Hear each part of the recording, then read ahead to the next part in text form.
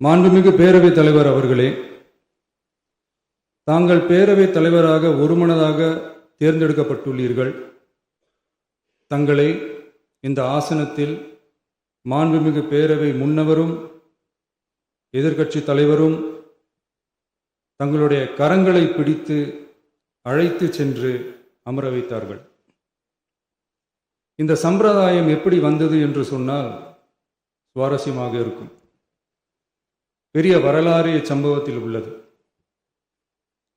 இங்கிலாந்து நாட்டில் உள்ள பாராளுமன்ற நடைமுறைகளை போன்றதே நம்முடைய பாராளுமன்ற நடைமுறைகளும். மன்னராட்சி இருந்த காலத்திலேயே அங்க பாராளுமன்றம் இயங்கியுள்ளது.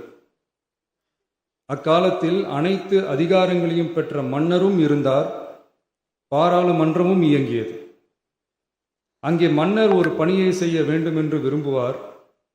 பாராளுமன்றம் அவருடைய விருப்பத்தை பெரும்பாலும் நிராகரிக்கும். மன்னர் விரும்பிய காரியத்தை பாராளுமன்றம் நிராகரித்து விட்டது என்கிற செய்தியை மன்னருக்கு சொல்ல வேண்டியவர் பாராளுமன்ற தலைவர், ஸ்பீக்கர் என்பார்கள். பாராளுமன்றத்தின் கருத்தை மன்னரிடம் சொல்ல வேண்டியவர் ஸ்பீக்கர். அதற்கு துணிவு வேண்டும். சில பணிகளை செய்வதற்குத்தான் பாராளுமன்றத்தின் அனுமதி வேண்டுமே தவிர அந்த ராஜ்யத்தில் உள்ள எந்த பிரஜைக்கும் மரண தண்டனை விதிக்கும் அதிகாரம் மன்னருக்கு உண்டு. தான் விரும்பியதை பாராளுமன்றம் நிராகரித்து விட்டது என்று சொல்லும் ஸ்பீக்கருக்கு மரண தண்டனை விதிக்கும்படி ஆணையிடுவார். தலையை வெட்டி விடுங்கள் என்று ஆணையிடுவார்கள். இது பலமுறை நடந்ததால் யாருமே இந்த ஸ்பீக்கர் பதவிக்கு வர விரும்ப மாட்டார்கள்.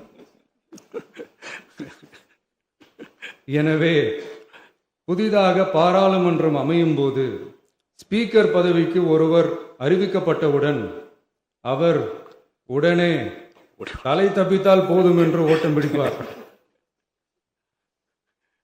அணை முன்னவரும் எதிர்க்கட்சி தலைவரும் அவரை தடுத்து நிறுத்தி அவர் கைகளை பிடித்து இழுத்து வந்த ஆசனத்தில் அமர வைப்பார்கள்.